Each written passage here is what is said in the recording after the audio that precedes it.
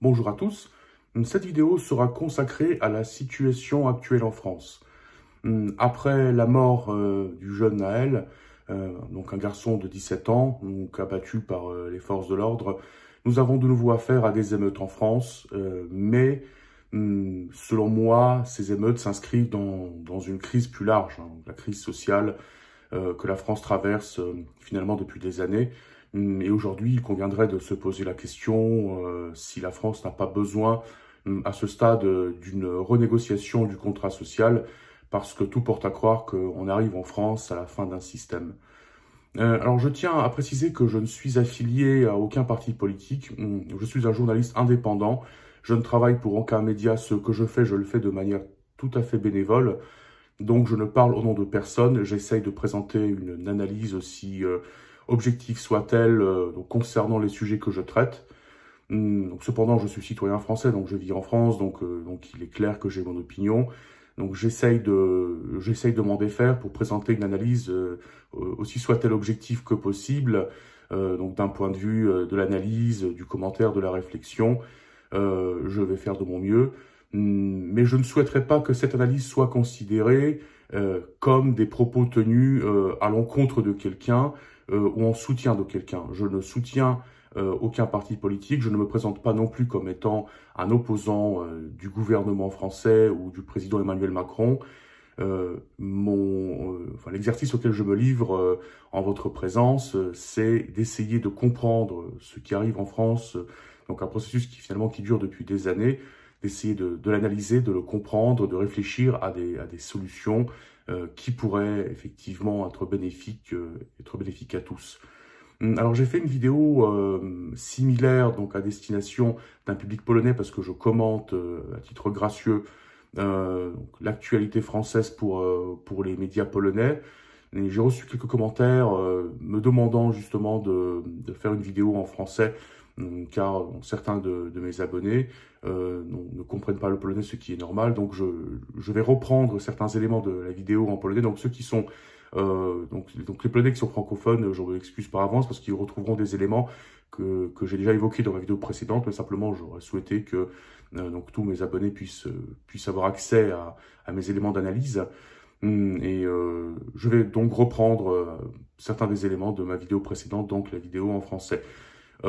Personnellement, je ne sais pas comment faire pour avoir des sous-titres parce que je vais faire des commentaires tout au long de mon activité de youtubeur en polonais et en français.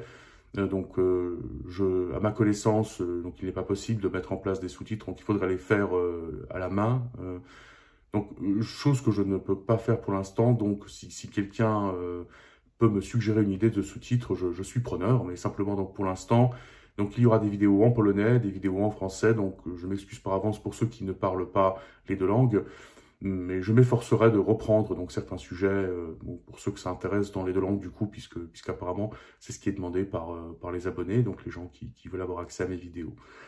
Alors comme d'habitude, je tiens à m'excuser pour les imperfections de cette vidéo. Je suis une personne non-voyante et donc faire des vidéos reste une chose plutôt compliquée en ce qui me concerne. Donc je m'améliore, enfin j'essaye au moins de m'améliorer. J'y travaille, je suis un youtubeur débutant, donc je vous demande à tous un peu d'indulgence concernant les aspects visuels. J'espère néanmoins faire un contenu donc à la hauteur des attentes de ceux qui consacreraient leur temps à mes vidéos, ce pourquoi je leur remercie par avance. Eh bien, la situation en France, donc des émeutes, de nouveau des émeutes, donc finalement une crise sociale qui n'en finit pas, puisque donc nous sortons d'un élément de crise donc concernant la crise des retraites, ce qui signifie pas la fin donc des manifestations, puisque nous avons des manifestations donc de nature écologique, donc contre les bassines d'eau. Donc finalement, si l'on prend l'histoire française de ces 10 dernières années, on peut finalement considérer que la France se trouve en état de crise permanente, puisqu'on a tout le temps des manifestations, des émeutes. Et ce qui paraît être très inquiétant, c'est le niveau de montée de la violence. C'est un phénomène que l'on constate, me semble-t-il, en sortant dans la rue. On voit qu'il y a effectivement une montée de la violence, une montée de l'agressivité en France. Une montée justement de la frustration, ou alors peut-être que c'est la violence, c'est la facilité qui résulte de cette frustration, mais dans tous les cas, on ressent cette frustration, elle se ressent dans l'air, elle se ressent dans les contacts humains. Euh, on a aussi une montée de la violence qui quelque part a été banalisée, puisque finalement quand on prend en compte les 20 dernières années en France, voire les 30 dernières années, la violence est devenue quelque chose de normal, entre guillemets bien sûr. Des voitures sont incendiées finalement toutes les Saint-Sylvestre depuis 30 ans. Personne n'y fait plus attention, c'est devenu une chose normale. Une manifestation quelconque se déroule, il y a des violences, c'est devenu une chose normale. Un match de foot est gagné par la France, il y a des violences, c'est devenu une chose normale. La France perd un match de foot, il y a des violences, et c'est chose normale. Nous avons des manifestations sportives, des manifestations culturelles, des manifestations politiques, quelles qu'elles soient, elles attirent des violences et nous nous y habituons.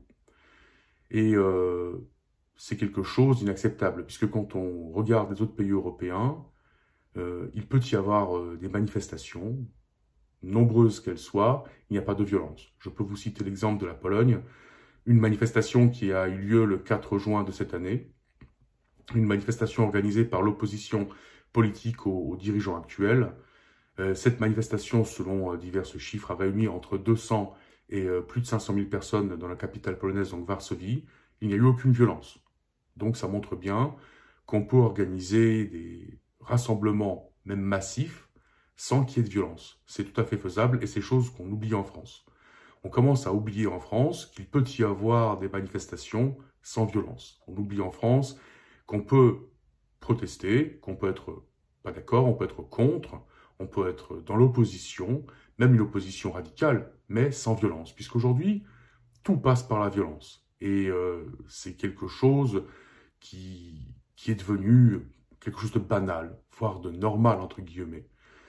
Eh bien, ceci fait que donc, la France se trouve en situation de crise, puisque si toute chose doit pousser à l'escalade de la violence, eh bien, on a une baisse, du pouvoir, on a une baisse de savoir-faire des pouvoirs publics, puisque les pouvoirs publics n'arrivent plus finalement à résoudre les soucis, que les soucis en fait se résolvent dans la rue, et justement par la violence, parce qu'il y a un ressenti que finalement la seule chose qui est comprise par les pouvoirs publics, bien c'est la violence, et c'est pour ça qu'on en fait usage. Eh bien, les torts sont partagés. D'un côté, effectivement, la violence a été banalisée, et ça c'est un grave souci. D'un autre côté, nous avons un État qui prend des décisions, des fois à l'encontre des citoyens, voire des décisions qui sont contre l'avis majoritaire des citoyens, quelque importance qui ait raison ou pas. Si l'on prend la réforme des retraites, tous les sondages montraient clairement que les citoyens étaient contre cette réforme. Néanmoins, la décision a été prise parce qu'en France, donc, il y a une habitude d'appliquer un principe. Si vous ne comprenez pas ce qui est bon pour vous, eh bien nous ferons votre bien contre vous. Et c'est un peu ce qui a été fait, me semble-t-il, donc de par la volonté des dirigeants. Mais peut-être une erreur qui a été commise par la force politique, la force publique, les dirigeants, c'est d'ignorer ces grands mouvements de protestation et de grève. Alors effectivement, nous avons plusieurs millions de personnes, donc à l'apogée des grèves, des manifestations contre la réforme des retraites. Donc tous ces gens sont sortis de la rue et voulaient être entendus, n'ont pas été entendus. Mais par contre, l'État entend donc, des groupes qui font preuve de violence. Donc à l'époque de la crise des Gilets jaunes, donc, il y avait des violences, et là l'État a entendu. L'État a versé donc, un chèque de 15 milliards d'euros pour calmer la situation. Mais quel message a été envoyé par l'État? Eh bien, finalement, si vous voulez être entendu, il faut faire preuve de violence. Et c'est un message très, très négatif, très dangereux, je dirais, pour les relations État-citoyen. Si un citoyen part du principe que l'État n'écoute que quand il y a de la violence, eh bien, du coup, on a un véritable système démocratique. D'un autre côté, si l'État ne prend pas en considération l'avis de groupes importants citoyens, si l'État met en place ses décisions à l'encontre finalement de l'avis majoritaire des citoyens, il y a un souci. Mais justement, aujourd'hui, le souci français, c'est une crise de l'État, me semble-t-il. Finalement, c'est une crise du système français, du modèle français, ou du modèle politique à la française. Puisque finalement, nous avons des institutions qui perdent en légitimité. Des institutions démocratiques qui perdent en légitimité en ce que le taux de participation à toutes les élections en France baisse systématiquement depuis au moins 10 ans. Mais nous avons aussi des institutions qui finalement perdent en légitimité parce que leur rôle reste ou est amoindri par les dirigeants. Là, je parle du Parlement. Nous sommes dans une situation en France où finalement le Parlement qui a été élu, qui n'a pas donné, donc les électeurs n'ont pas voulu donner la majorité au président de la République, donc le président ne dispose pas de la majorité, mais il peut appliquer sa politique finalement sans aucun souci, sans aucune entrave, en ce que la Constitution le lui permet, et c'est légal. C'est légal, mais est-ce que c'est démocratique? Est-ce que dans un système parlementaire, un système démocratique, on peut accepter une situation où le Parlement n'est pas consulté, où finalement le Parlement est contourné, et quand on n'arrive pas à trouver de majorité, eh bien on applique un article de la Constitution, tout en restant, je le précise, dans le cadre de la légalité. Le 49.3 qui permet d'appliquer ces décisions sans passer par le Parlement. Est-ce bien démocratique? C'est légal, c'est sûr, mais est-ce que c'est démocratique? Alors, les dirigeants vous diront oui, c'est démocratique, puisque le gouvernement engage sa responsabilité. Mais oui, mais le Parlement est là pour prendre des décisions. Le Parlement est le législateur. Et si le législateur n'est pas consulté, eh bien le pouvoir exécutif dispose du pouvoir législatif aussi. Donc on a un souci démocratique. Donc ce souci démocratique fait que il y a un ressenti citoyen de manque de démocratie, de manque de consultation. Alors aujourd'hui, d'un côté, en France, on a effectivement ce souci de perte de la légitimité des institutions. On a également ce souci en ce que les citoyens ne sont plus consultés ou ne semblent pas être consultés et associés à la décision. Et finalement, ces 10 dernières années montrent clairement que les citoyens cherchent à être associés à la décision. Et ça, c'est un appel de l'État, à l'État qui n'est pas entendu. Les citoyens demandent à être consultés, ne veulent pas être des administrés, demandent à être consultés, ils ne le sont pas. Donc, évidemment, ça crée des tensions. Et ça crée surtout un sentiment d'injustice, mais aussi un sentiment que l'État n'appartient pas aux citoyens, que l'État est une espèce d'entité quelque part ennemie vis-à-vis du citoyen, que ce n'est pas le citoyen qui est propriétaire de son État, mais l'État qui est propriétaire du citoyen, faisant finalement du citoyen plus un sujet qu'un citoyen. Peut-on également se poser la question si la Ve République française n'est pas plus une monarchie parlementaire, ou voire très peu parlementaire, plus qu'une république? Donc ça, c'est une question qui mériterait d'être posée. Mais finalement, on parle tellement de la perte de la légitimité des institutions publiques en France, sans se poser, me semble-t-il, la question d'où vient le véritable problème. Et justement, le problème est en ce que le processus démocratique, dans le ressenti de la plupart des citoyens, n'est pas respecté. Le problème étant ce que les citoyens ont un ressenti d'être traités plus comme des sujets que des citoyens. Le problème étant ce que les citoyens souhaitent être consultés et participer à la prise de décision, et ils ne le sont pas. Voire le problème étant ce que l'État, quand il a pris une décision, appliquera sa décision, même s'il le faut, contre le citoyen, s'il estime qu'il y va du bien du citoyen.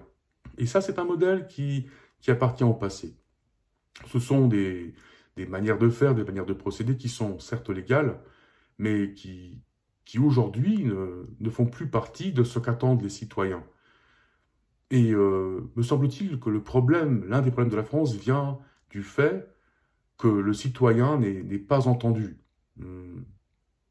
Que quelqu'un simplement estime, ou qu'un groupe de gens estime, que dans la mesure où ils ont été élus, ils ont le droit de procéder en fait à leur réforme sans même consulter l'avis du citoyen. Alors que la démocratie, c'est pas ça. Donc la démocratie, effectivement, c'est les élections, mais après, il y a tout un élément, toutes sortes d'éléments qui font que la démocratie fonctionne. Donc à savoir les consultations sociales, à savoir les corps intermédiaires. Et en France, tout ça, finalement, tend à disparaître. Donc en fait, on a un pouvoir donc, qui représente l'État, qui estime être légitime en ce qu'il a été élu, et nous avons des citoyens qui estiment que l'État devrait associer le citoyen à la décision. Et ça ne se fait pas. Du coup, ça crée des frustrations, ça crée des tensions, parce que le citoyen n'a pas l'impression, n'a pas le ressenti euh, d'être propriétaire de son État, mais plutôt d'être la propriété de l'État. Et c'est un phénomène qui, s'il n'est pas pris en considération, poussera à plus d'émeutes et ça créera des tensions encore plus importantes, générera encore plus de violence. Après, ce qu'on voit aussi également en France, c'est un refus de prendre ses responsabilités. Alors effectivement, nous avons un État social qui est très généreux en France, qui fait partie des plus généreux au monde, hein, il faut vraiment s'en rendre compte. Mais cet État social a été détourné avec le temps. Et il a fait, il faut le dire clairement, des gens qui aujourd'hui sont des gens assistés, des gens handicapés, des gens qui ne sont plus en mesure de prendre leurs responsabilités, qui ne sont plus en mesure de prendre leur vie en main, des gens qui se sont désociabilisés, des gens qui sont plus en mesure de travailler, donc des gens qui vivent du social, qui vivent de l'État.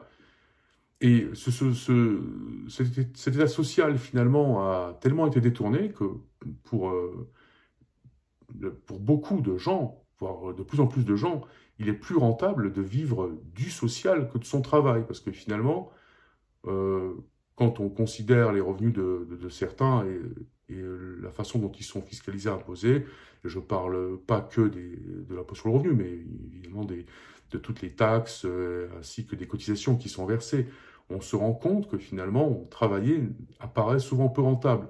Donc finalement, un état social généreux, mais qui, avec le temps, est devenu un souci, en ce que le citoyen n'est plus responsable de sa vie, de sa destinée, et il attend que l'État règle tous ses problèmes.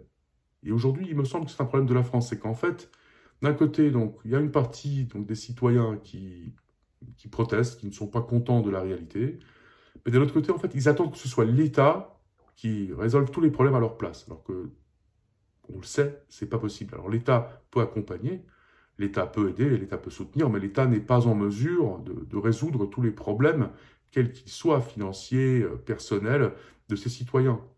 Donc, d'un côté, effectivement, le citoyen n'est pas consulté, mais en contrepartie, l'État crée le sentiment qu'il s'occupe de tout le monde à tous les niveaux. Le souci, c'est que simplement, c'est pas possible et c'est pas tenable économiquement. Et nous avons tout un groupe de citoyens qui attendent de l'État, que ce soit l'État qui s'occupe de lui, qui résolve ses problèmes. Et quand l'État n'est pas en mesure ou ne veut plus résoudre les problèmes de ceux qui ne souhaitent pas les résoudre par eux-mêmes, et ben du coup, ça crée d'autres tensions. Mais il faut bien voir que l'État social en France, l'un des plus généreux au monde, n'est pas un État qui nous est donné, à l'éternité, puisque une chose qu'on commence à oublier en France, c'est que les richesses, avant de les distribuer, il faut déjà les créer. Et pour qu'elles soient créées, il faut s'en donner les moyens. Alors qu'aujourd'hui, on a toute une partie de la société qui ne s'en donne plus les moyens. Et d'une part, ils ne se donnent pas les moyens de créer des richesses, d'autre part, en fait, ils se donnent les moyens de protester, d'être contre l'État, qui effectivement ne prend pas en compte la vie des citoyens, mais d'un autre côté, leur créer la sensation qu'il est là pour résoudre tous leurs soucis, alors que ce n'est pas possible. Donc un autre souci de tension, le modèle économique français, à long terme, n'est pas tenable. Donc l'État social tel qu'on le connaît n'est pas tenable. Et il faut se rendre compte de ça. Et l'un des soucis en France, l'un des éléments qui fait qu'il y a tellement de tensions, qu'il y a une escalade de la violence, c'est que un certain nombre de gens refusent de prendre ses responsabilités, refusent d'être responsables de soi. Et en cela, dans la mesure où ils attendent que ce soit l'État, la force publique qui résolve tous leurs problèmes, et quand ce n'est pas le cas, eh bien, ça mène à de la frustration, à de la violence. Mais il y a d'autres soucis qui en France apparaissent de manière absolument flagrante. Euh, le souci, c'est la méthode de l'État français, finalement, c'est que aujourd'hui, l'État français est plus dans la contrainte que dans l'incitation. Et ça, on peut le voir, on peut le voir dans divers pays européens où effectivement, augmenter l'âge de la retraite, si l'on prend que cet exemple-là, je m'en servirai puisque c'est donc l'exemple, l'un des plus récents exemples qui a mené à des manifestations massives en France. Eh bien, si l'on prend l'augmentation de l'âge de la retraite, certains pays ne le font pas. Mais en contrepartie, ils créent des systèmes d'incitation. Donc, on offre le choix aux citoyens. Il peut prendre sa retraite à un certain âge et avoir une petite retraite, ou alors il peut travailler plus longtemps avec des mécanismes favorisant son travail. Donc, par exemple, un trimestre travaillé est comptabilisé comme 3 ou 4 trimestres pour sa retraite. Ou alors, des allègements fiscaux pour ceux, effectivement, qui travaillent plus longtemps après l'âge de la retraite. Il y a toutes sortes de moyens d'incitation. Mais en France, on préfère la contrainte à l'incitation, alors que finalement, l'incitation, d'une part, responsabilise le citoyen, d'autre part, l'associe à la prise de décision, et finalement, l'incitation est bénéfique pour tout le monde. Et donc, les pays où cette méthode est appliquée montrent clairement qu'on arrive à rétablir donc les comptes, d'une part, donc, des systèmes de retraite, des systèmes de la sécurité sociale, mais d'autre part, il y a moins de tensions, puisque finalement, le citoyen a le choix. Il peut travailler moins et avoir un revenu moindre, il peut travailler plus pour un meilleur revenu.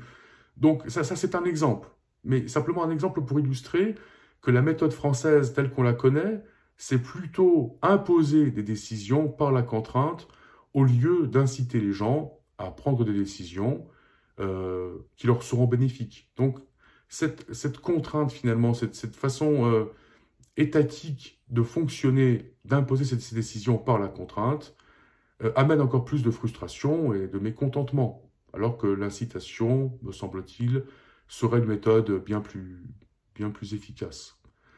Nous avons aussi un sentiment grandissant en France que finalement, le citoyen n'a aucune chance dans ses relations avec l'État. C'est que finalement, quand la force publique prend une décision ou qu'elle agit d'une manière quelconque, eh bien, elle aura toujours raison. Et effectivement, donc, ouais, les agissements des forces de l'ordre semblent aller dans ce sens. Alors, c'est un sujet très sensible et je vais essayer d'être le plus diplomate possible, mais si l'on parle des agissements des forces de l'ordre, il faut bien comprendre qu'il y a plusieurs réalités. Il y a plusieurs points de vue et il faut les prendre en compte. D'une part, nous avons effectivement des violences policières qui sont évidentes, qui semblent être récurrentes pendant les manifestations. Nous avons aussi toutes sortes de plaintes pour violences policières, pour abus de pouvoir, qui n'ont pas été traitées, qui ne sont pas traitées, qui ne sont pas prises en considération. Nous avons un phénomène effectivement de violence policière qui existe en France depuis des dizaines d'années et qui ne semble pas être résolu par les gouvernements successifs. Mais nous avons aussi une situation où le travail de policier est extrêmement difficile. Nous avons, comme je le disais, une montée de la violence en France, une montée de la violence qui paraît être assez extrême. Nous avons beaucoup de défiance vis-à-vis de la police. Nous avons des actes de violence vis-à-vis de la force publique. Donc, finalement, quand on parle de la police, il y a plusieurs vérités. Donc, on ne peut pas estimer que la police est victime de diffamation en tant que telle. On ne peut pas estimer non plus que toute la police fait preuve de violence et que tous les agents de l'ordre sont des gens violents. Peut-être maintenant qu'il y a un souci de formation. Il y a sûrement un souci peut-être de formation, de stage. Peut-être que certains agents de force de l'ordre ne sont pas assez expérimentés. Peut-être que le tri d'un point de vue donc, de ceux qui sont résistants psychologiquement à ce travail n'est pas effectif, parce qu'effectivement, les candidats ne se bousculent pas aux portes des forces de l'ordre, donc peut-être qu'on a un peu revu nos conditions et nos exigences au rabais, mais le fait est que on exige de la part des forces de l'ordre un certain niveau de compétence et de sang-froid. Mais il faut aussi bien comprendre que le travail d'agent de police est compliqué, surtout dans une France où il y a une montée de la violence. où les forces de l'ordre ne sont pas respectées, où il y a effectivement un niveau de défiance, un niveau de provocation. Tout ça fait que le travail d'un agent des forces de l'ordre est compliqué. Et je ne dis pas ça pour dédouaner qui que ce soit. Mon objectif n'est pas de soutenir ou de dénigrer, de dédouaner. Mon objectif est de montrer à quel point la France aujourd'hui est un pays en crise. Parce que finalement, quoi qu'on touche et où que soit porté notre regard, on voit la crise en France. Nous avons une crise sociale, nous avons une crise du modèle social français, nous avons une crise du modèle économique français, nous avons un ascenseur social qui ne fonctionne plus, nous avons une perte du pouvoir d'achat, et il est clair que le niveau de vie en France se détériore depuis 30 ans, c'est un fait. Donc effectivement, ce qui à l'époque était quelque chose, je dirais, de normal, vous sortiez d'école, vous preniez un travail, vous pouviez vous acheter un véhicule, peut-être une R5, une 205, qu'importe, mais un véhicule. Vous aviez de quoi vous payer ce véhicule, vous aviez de quoi vous payer l'essence ou le gasoil pour le faire marcher. Vous pouviez louer un appartement, voire construire ou acheter. C'était le cas pour les classes moyennes il y a 30 ans, voire même la basse tranche des classes moyennes. Aujourd'hui, quand on considère la situation des classes moyennes en France, il est évident que la situation s'est détériorée, c'est un fait. Les statistiques le disent, et c'est un fait. Donc nous avons effectivement une situation où, même si le pays économiquement reste une puissance à l'échelle mondiale, le citoyen ressent une baisse du pouvoir d'achat, le citoyen ressent que ses conditions de vie se détériorent. Finalement, le citoyen, celui qui travaille, ressent que son travail ne lui permet pas d'arriver à ses objectifs, ce qui crée un niveau d'injustice. D'un autre côté, nous avons toute une jeune génération qui n'arrive plus, qui n'y arrive tout simplement plus. Nous avons des gens qui ont 30 ans, qui n'ont pas la possibilité de louer un appartement, qui gagnent des salaires, ce qu'on appelle les gagnes petits. Donc nous avons une véritable situation qui fait que toute une catégorie de la population reste une catégorie finalement d'exclus, comme on dit, de gagne petit. C'est un constat, c'est un fait. Tout ça crée de la frustration, tout ça crée des conflits sociaux, puisque d'un côté, nous avons des groupes sociaux que l'on pourrait considérer comme étant des privilégiés, et d'un autre côté, nous avons des groupes sociaux qui sont défavorisés. Donc, encore une fois, de l'injustice, de l'inégalité. Donc le système économique français aujourd'hui ne marche plus. Il demande d'être réformé. Mais le système politique ne marche plus non plus, puisqu'aujourd'hui, en 2017, nous avons vu finalement l'implosion de la gauche traditionnelle et de la droite traditionnelle, et aujourd'hui, finalement, nous n'avons plus, à proprement parler, de système politique français. Nous avons des partis qui sont des partis en voie de disparition. Nous avons finalement au niveau national, donc parti Renaissance, donc le parti présidentiel, mais est-ce bien un parti? Est-ce que c'est plutôt un parti ou un mouvement de soutien d'une personne? Nous avons ensuite le Rassemblement national, nous avons à gauche, justement, qu'est-ce que nous avons à gauche? Difficile à dire, la NUPES, mais est-ce un parti, est-ce une coalition? Nous avons un système politique aujourd'hui qui a implosé, qui n'arrive pas à renaître, qui n'arrive pas à se régénérer. Cela fait que le citoyen n'a plus l'impression que le système politique, que les politiciens en soi, puissent répondre à ces problèmes, puissent les traiter et puissent y répondre efficacement. Dans un système où le système politique fonctionne, quand les dirigeants prennent des décisions impopulaires, cela favorise automatiquement l'opposition politique. Quand on observe par exemple la crise des réformes des retraites, on voit clairement que finalement aucun parti, aucun camp politique n'a profité de cette crise. Parce que les citoyens aujourd'hui n'ont plus confiance, de plus en plus majoritairement, dans le système politique et estiment que leurs problèmes doivent être résolus dans la rue. Et quand on en arrive là, c'est un grave souci de démocratie, c'est un grave souci de système. Si les citoyens ne font plus confiance à leurs représentants et qu'ils estiment que leurs problèmes doivent être résolus dans la rue, c'est que finalement le système ne fonctionne plus. Et c'est bien là tout le problème, c'est qu'en France, en fait, on arrive à un niveau de lassitude, à un niveau de, de frustration sociale, à un niveau de violence, d'agressivité, un sentiment d'injustice, de perte de confiance dans l'État, ses institutions. Et tout ça explique, me semble-t-il, les violences auxquelles nous assistons.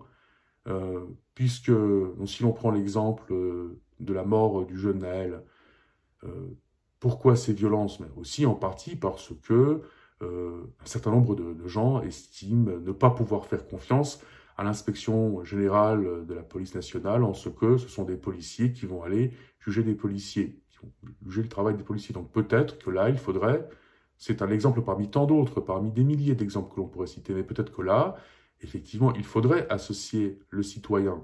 Il faudrait peut-être associer le citoyen aux enquêtes. Quand il y a un doute raisonnable sur l'agissement de la force publique, peut-être que le citoyen devrait participer à élucider ses doutes, à les lever, donc les confirmer ou les infirmer. C'est un exemple. Mais aujourd'hui, effectivement, nous avons un pays, la France, donc, qui reste une grande puissance, une puissance mondiale. Mais nous avons un pays qui a un système politique qui, me semble-t-il, appartient au passé. Nous avons un État-providence, un État protecteur, mais avec un système social, soit-il l'un des plus généreux au monde, effectivement, mais c'est un système social qui fait, d'une part, une partie de la population se déresponsabilise et ne travaille plus, mais d'un autre côté, c'est un système social qui fait qu'objectivement, pour une grande partie de la population française, il est plus rentable de vivre du social que de vivre du travail. Nous avons finalement un État qui n'associe plus le citoyen à la décision. Nous avons un système politique qui a implosé, où les grands partis traditionnels tendent à disparaître et ne se régénèrent pas, ne sont pas remplacés par d'autres partis. Et donc un système politique qui perd de sa légitimité en ce que les citoyens ne font plus confiance à la politique pour résoudre leurs problèmes, d'où une baisse du taux de participation que l'on voit depuis 10 ans, et d'où de plus en plus de manifestations dans les rues, puisque dans la mesure où on estime que le Parlement ne peut plus résoudre nos problèmes, dans la mesure où on estime que nos représentants ne résolvent pas nos problèmes, et bien les problèmes sont résolus dans la rue. Nous avons aussi un État où le niveau de violence est extrême, mais nous avons aussi un État qui, quelque part, accepte cette violence au sens où, effectivement, quand il y a eu des violences il y a 5 ans, eh bien, donc, ces violences ont été récompensées par un chèque de 15 milliards d'euros. Donc, quelque part, on a envoyé un message en disant qu'il n'y a que l'action violente qui paye, alors que donc, des syndicats qui se sont mobilisés en masse, qui ont mobilisé des millions de personnes contre une réforme qui était rejetée par la majorité de la population, ces syndicats, ces millions de personnes n'ont pas été entendus. Donc, ces gens se posent sûrement la question, est-ce qu'ils n'ont pas été entendus parce qu'ils n'ont pas été assez violents? C'est un message très dangereux que l'on envoie aux citoyens si effectivement le message est que par la violence, on obtient quelque chose. Le message devrait être inverse. Alors aujourd'hui, nous avons effectivement un pays, donc la France, qui a un système politique qui, semble-t-il, arrive à son terme. Et c'est bien tout le problème. C'est une perte de confiance dans les institutions publiques, un déficit démocratique, une perte de légitimité des institutions publiques, une liberté d'expression qui laisse également à désirer, un système médiatique, semble-t-il, qui est donc très dépendant, disons-le, de certains courants politiques, donc peu de presse indépendante et très peu de débats. Et ça aussi, c'est un grave souci en France, c'est que finalement, il y a très peu de débats. Il n'y a pas la culture du compromis, il y a la culture du conflit, mais le débat en soi existe très peu, et surtout, la culture du compromis n'existe pas.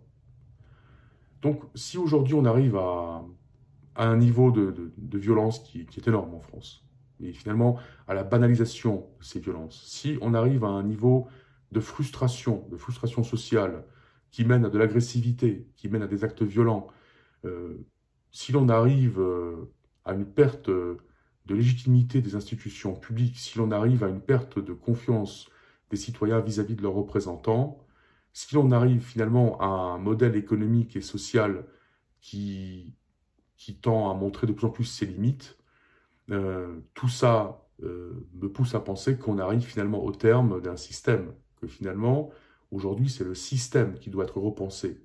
Et il ne doit pas être repensé par une ou deux réformes concernant un ou deux secteurs, mais il doit être repensé dans sa totalité. Aujourd'hui, le système politique, le système économique, le système social français ne marche plus. Il faut le dire honnêtement, il ne marche plus. Donc c'est un système qui doit être repensé, sans quoi, effectivement, nous aurons faire de plus en plus d'émeutes et de plus en plus de violences. Et aujourd'hui aussi, l'un des soucis en France, c'est que finalement, les élites, quelles qu'elles soient, ne proposent pas de réel changement du système. Mais d'un autre côté, les opposants au système font bien plus preuve de violence que de réelles propositions. Donc finalement, nous avons toutes sortes de mouvements, d'opposition. Nous avons beaucoup de gens, d'organisations, de syndicats, de groupes, fut-ils plus ou moins violents, qui sont dans la négation, dans le rejet, mais ils ne proposent rien en échange. Donc aujourd'hui, on a un souci, c'est que d'une part, on a un système qui semble montrer ses limites, voire qui est arrivé à sa limite en tant que tel, mais d'un autre côté, nous n'avons aucune proposition valable de changement. Donc si l'on veut parler le langage de ceux qui parlent de la fin de la Ve République et qui attendent la Sixième République, on peut leur demander, ok, mais qu'est-ce que c'est la Sixième République? Parce que si on veut la construire, il faut la construire à un multiniveau, politique, économique, social. Quelle serait donc cette Sixième République? Aujourd'hui, on ne connaît pas la réponse. On arrive à la fin d'un système, mais on ne voit pas ce que pourrait être le nouveau système que, semble-t-il, beaucoup de gens attendent tant. Et c'est tout le problème de la France, c'est que finalement, aujourd'hui, on est plus dans la négation, on est plus dans le rejet, on est plus dans l'émotionnel que dans la construction, que dans le compromis. Finalement, la culture du compromis semble avoir été complètement rejetée, que ce soit par les dirigeants, que ce soit par l'État, que par les citoyens. Le débat semble être illusoire. Finalement, tout le monde parle ou crie, mais personne n'écoute. Alors que finalement, aujourd'hui, le système français est un système en crise à multiniveaux et les émeutes auxquelles nous assistons en sont simplement les conséquences. Et les causes sont multiples, telles que j'en ai parlé auparavant. Eh bien, moi, je n'ai pas la solution à tous ces problèmes. Je présente une analyse politologique, mais je pense qu'une solution de base serait la création d'un nouveau contrat social.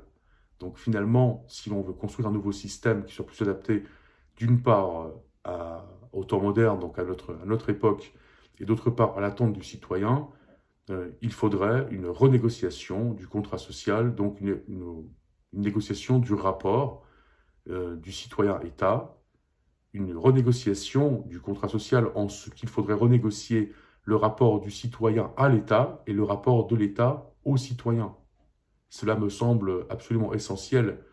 Le citoyen doit être consulté pour qu'il retrouve la sensation que l'État lui appartient et que ce n'est pas lui qui appartient à l'État. Il faut que le citoyen ait la sensation qu'il participe aux décisions qui sont prises et qu'il a une véritable influence sur les choix qui sont faits. Tant que ces éléments ne seront pas pris en considération, je crains qu'on aille vers plus en plus de crises et d'émeutes. Eh bien, l'une des solutions, ou alors peut-être le point de départ d'une solution, serait effectivement la renégociation d'un contrat social entre le citoyen et l'État. Parce qu'il faut bien se rendre compte que donc, le système politique, économique, social français est arrivé à son terme et donc il demande à être réformé, voire à être changé. Mais l'une des raisons pour laquelle il n'arrive pas à le changer, c'est que finalement, on est en France dans une culture de la négation, pas de compromis. Donc l'une des conditions, je dirais, indispensables pour changer les choses, c'est d'être plus dans la construction que dans la négation. Et ça, c'est une chose qui semble être en France assez compliquée. Donc, la renégociation d'un contrat social, du rapport du citoyen à l'État, dans un esprit de compromis, dans un esprit de débat, en faisant preuve de bonne volonté dans les deux camps, à savoir du côté de l'État et du côté du citoyen. Et en s'abstenant de tout acte violent, parce que la violence n'a jamais rien apporté, et me semble-t-il que c'est un grand malheur, un très grand malheur de la France, que l'on banalise la violence. La violence n'est pas banale, la violence n'est pas normale, la violence est pathologique, la violence n'est pas acceptable. Quelles que soient les raisons, la violence n'est pas acceptable. Et quand on arrive à un niveau de violence tel qu'on la voit en France, il faut se dire clairement que l'État est en crise. Maintenant, le problème, c'est qu'en France, depuis des années, on nie les faits. On se ment, on se raconte des histoires pour être plus simple et plus direct. Et peut-être faudrait-il arrêter de se raconter des histoires, voir la réalité en face, et créer quelque chose qui fonctionne mieux, au lieu de rafistoler quelque chose qui, à long terme, de toute façon, est voué à l'échec. Certains experts, certains analystes de l'étranger m'ont dit à plusieurs reprises que la France est un État qui ne tient plus que sur le social et la matraque. Alors, je ne commenterai pas cette citation, je laisse le soin à ceux qui regardent cette vidéo de commenter, de réfléchir si effectivement aujourd'hui, la France d'aujourd'hui est un système qui tient plus que sur le social et la matraque. La France est un grand pays qui a d'énormes ressources et beaucoup de possibilités, un potentiel énorme. Il s'avère juste que aujourd'hui, elle est dirigée par un système politique, un système économique, un système social qui est d'un autre temps, qui demande d'être réformé. Mais cette réforme demande de la bonne volonté, de la construction de tous. Eh bien, tant que nous n'arriverons pas à cet esprit de construction et de compromis, tant que nous n'arriverons pas à l'esprit de vouloir reconstruire un nouveau contrat social, je crains que nous nous dirigeons de plus en plus vers la crise, et plus de crise il y aura, plus de violence il y aura, plus compliqué ce sera de créer un État plus à même de répondre aux exigences du citoyen et répondant aux exigences du monde moderne, du monde dans lequel nous vivons aujourd'hui. Voilà ce que je souhaitais dire à ce sujet aujourd'hui. Pour ceux qui estiment que cette vidéo a une quelconque valeur, je les invite à bien vouloir la liker, ça ne lui fera pas de mal à son auteur non plus. Ceux qui estiment le contenu de mes vidéos a une quelconque valeur, je les invite également à vous abonner à ma chaîne. Je vous en serai reconnaissant. De mon côté, je vous promets d'autres vidéos donc, concernant l'actualité à l'étranger, l'actualité française. Je vous promets aussi donc, des vidéos concernant la Pologne, donc la campagne électorale en Pologne, mais également l'histoire du conflit politique polonais, comment la Pologne est arrivée à ce niveau de conflit. Pour l'heure, je vous dis à bientôt et je vous remercie de m'avoir suivi.